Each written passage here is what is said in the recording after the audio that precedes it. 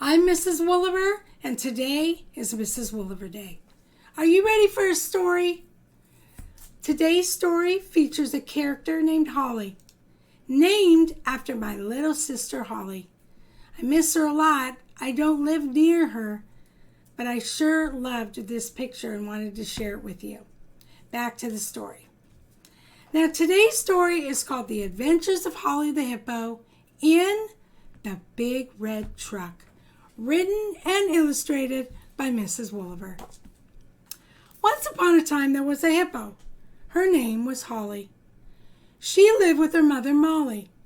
Holli didn't have a daddy. He was taken a long time ago by some men in a big red truck. They never saw him again. Holli and her mom lived in a big cave in the jungle. It was a neat cave. Holli even had her own room. She decorated it with curtains and lots of posters on the wall. One day, Holli was playing the sprinklers in her front yard. She saw a big red truck pull up to her house. Holli froze like a statue. She couldn't even move. All of a sudden, the men went into the cave and pulled out her mom. Her mom cried, "Help, Holli!" Holli couldn't move. She was scared stiff. "Mom!" yelled Holli. "Save yourself, Holli!" cried Mom. "Run!" Holli swallowed down real hard. She started to run. She didn't know where she was running to, but she knew she had to get there fast. After running for a while, Holli stopped. "Wait, what am I running from?" she thought. "I'm bigger than those men." Holli turned around. "I'm going back," she said. "I'm going to save my mom." So Holli started running back to the cave, where she saw the big red truck just pulling out of the caveway. Holli chased the truck. She ran and ran and ran and ran and ran and ran and ran. Woo, she was tired. Luckily, the big red truck stopped to get some food and gas. Holli rested too. When they're done eating, she thought, they're sure to start driving again. Poor Holli followed that big red truck for 100 miles. Finally, the big red truck stopped. It stopped in front of a big red sign. Z-O-O. "Oh, what does that say?" thought Holli. "Oh no," she worried. "What if it says meat market?" Suddenly, the men got out of that big red truck. They unloaded Holli's mom and walked her inside a big gate. The gate locked behind them. Click. "Okay," said Holli, "if that's how you want it." So Holli started to bump the gate down with her behind. She bumped, boom, and bumped, boom.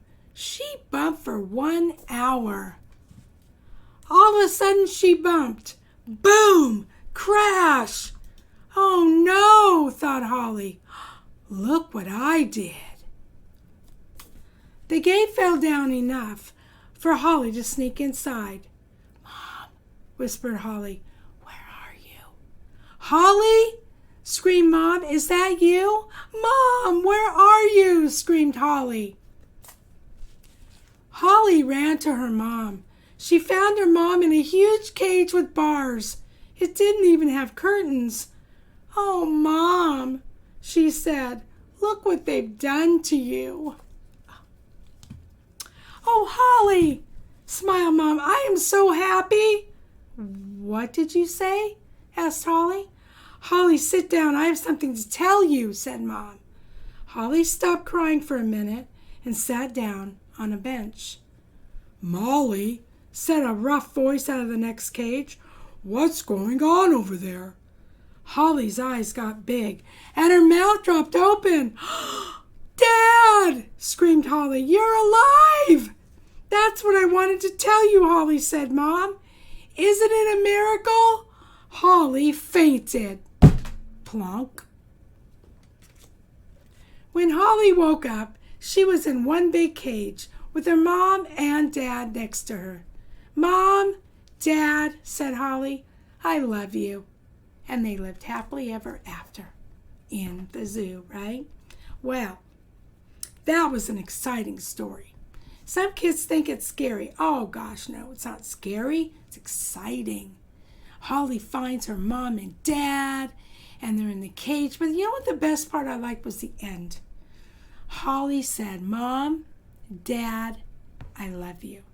When was the last time you told your family that you love them? Make sure you do that today. Are you ready for a drawing? Let's draw Holly the hippo. We're going to draw in the apple direction, the apple direction, the apple direction. Put your paper in the apple direction, and you'll be ready to draw with me. Okay. Now, Holly the hippo, here she is. She's my most challenging character to draw. Okay, she has the most challenging shapes to draw. Okay, but I know you can do it. Now, we're going to start by drawing where her eyes are going to be. Imagine her face like a puzzle. Okay, she has 3 pieces to her puzzle. She has a place for her eyes, her nose, and then her mouth. Okay, we're going to work on the top piece first of the puzzle. Now you're going to start with a shape like this.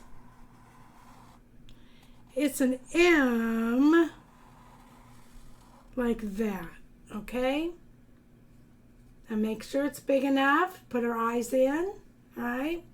Make sure you're starting high enough on your paper, okay? And then you're going to bring it together on the bottom, just like that, okay? All right. We're going to put her ears on top of those bumps like this. Now remember, if you need to start again, turn your paper over, make that M shape again, no problem. We're going to put her eyes inside. Now if you have a big section here like I do, you want to make sure her eyes are big, okay, with her pupils inside, like that, okay. And 4 eyelashes on each eye, like this. And there's the top piece of the puzzle. Okay, good job. Okay, now we're going to work on that middle section, that middle piece of the puzzle. We're going to come here from her eyes, bump up, and bump over here, like that. Okay, this is her nose. Now hippos are very big animals, aren't they? Huge, if you've ever seen one. Very big, so they need big nostrils in order to get a lot of oxygen for them to breathe. Now remember that I always color them in with my pen. You don't have to. You can wait until you're ready to color the whole picture, and you can color them in black. Okay, or you can do it with your pencil. It doesn't matter. It's up to you. Totally up to you. All right. Now I hope you're wearing your Mrs. Wolliver smiles today because, you know, it's Mrs. Wolliver Day and we're having fun. We're going to draw a hippopotamus. All right, there's the middle section, the middle piece of the puzzle. Now the bottom piece of the puzzle. Now we don't want to come down too far on our paper because we're going to have to put her body and her feet, okay? So you're going to come down from here, and you're going to come down with a shape like this to the other side of her nose. There you go. Then you're going to come back inside that shape and draw it again to make her lip just like that. All right, great job. Now we're going to put in her teeth. We're going to put one rectangle there, or square, whatever it turns out to be, one there. And then we're going to put a long rectangle on the bottom,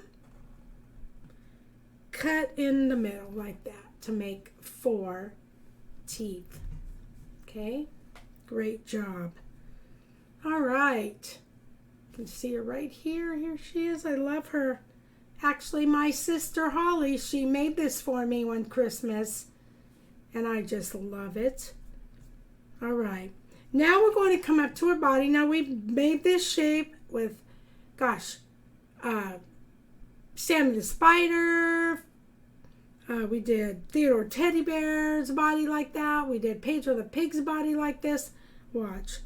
We're going to come out like this, just under her mouth. Just under her mouth, and we're going to come over to the other side like that. There's her body. Okay? We left enough room for her feet. Okay? We're going to put 2 feet under her like this. And she has 3 bumps for toenails, just like Elda the elephant had. And if you don't know what I'm talking about, then you need to go back to my lessons.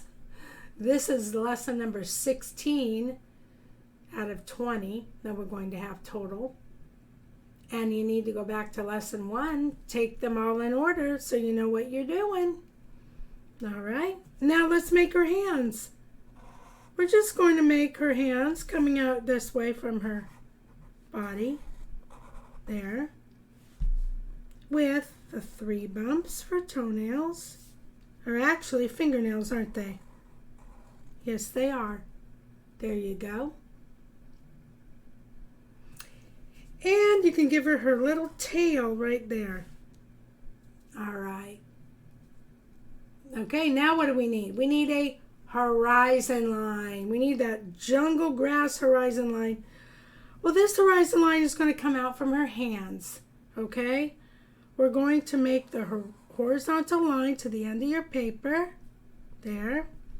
Follow it behind Holly. You must be good at this by now. There you go. Okay. Now we're going to put 2 jungle weeds in the grass. Okay, I'm gonna show you how to do that. Okay, we're gonna put one over here. Now we can make them kind of big. All right, because I have a lot of room. I hope you have quite a bit of room here. You're going to make the shape like this. You're going to come up, down, up, down, and then over this way, like that. Looks like a banana peel. And put a bottom on it like that. There's a weed, a jungle weed. Okay? Just try your best. Okay, we're going to make another one so you can practice. Excuse me. You're going to go 1, 2, and 3, and put a bottom on it like that. All right. And we're finally in the jungle series. Okay? So I know you've been practicing your jungle sun. I know you have. We've been doing it all these lessons. We're going to start with a circle. And we're going to make the rays of the sun coming off that circle like this. There you go. And we're going to put 2 clouds in the sky. There's 1. There's 2. Great job. Okay, and now you're going to put your pencils down. Look down at your paper and say, wow, I did a great job. Now tell your neighbors or tell me, wow, you did a great job too. Are we having fun now? Yes, we're having fun now. We're having a very nice day. Are we having fun now? Yes, we're having fun now. Having a nice Mrs. Wolliver day. Learning to draw the Mrs. Wolliver way. Until next time, keep drawing.